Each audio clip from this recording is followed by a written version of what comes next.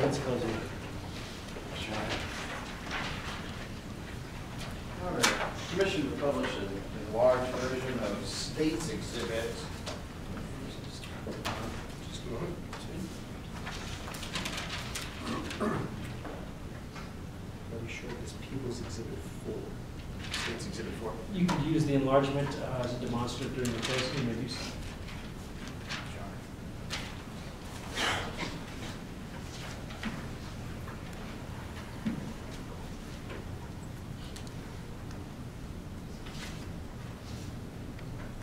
May it please the court, distinguished counsel, members of the jury. Early morning, June 26th, Mr. King came home to his house, his yard. He'd been drinking heavily. He'd been asleep just before he arrived. As he and his wife walked up to the door, she opened the door to his house. He was attacked by a man dressed in all black, wearing a mask, holding a gun. They struggled. As the gun kept going off, the attacker kept attacking. Until ultimately, the gun went off accidentally, and thankfully, the attacker lied dead. Why are we here? Why is James King on trial for murder?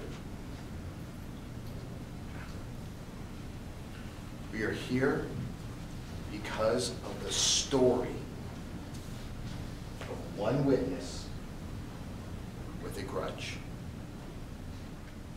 And that witness's testimony is the only evidence of intent. Now, the burden in this criminal case is beyond a reasonable doubt.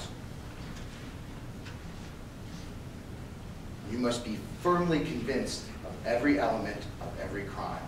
Both the crime of second-degree murder and the crime of criminal possession involve intent. And they must prove that intent beyond a reasonable doubt. But that burden is a one-way street. The defense has nothing to prove. And you can have doubt about the defense's story and still acquit the defendant. You can have doubt about the bull rush. You can have doubt about whether that shot went off before or after Mr. King's arm was bumped. You can have doubt about whether or not Mr. King knew it was Sheldon Cashman under that mask. You can have doubt about all of those things, and you still must acquit Mr. King if you have a reasonable doubt about Miss Morningside's story.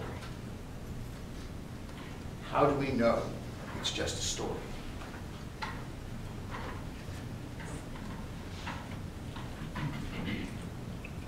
We know because of this picture. We know this because of the shirt. The prosecution says Mr. King tried to hide.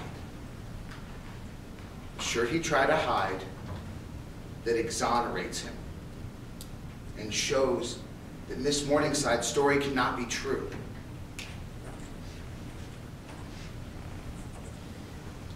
Their expert, the state's expert, said the distance between the gun and Mr. Cashman's head was 18 inches.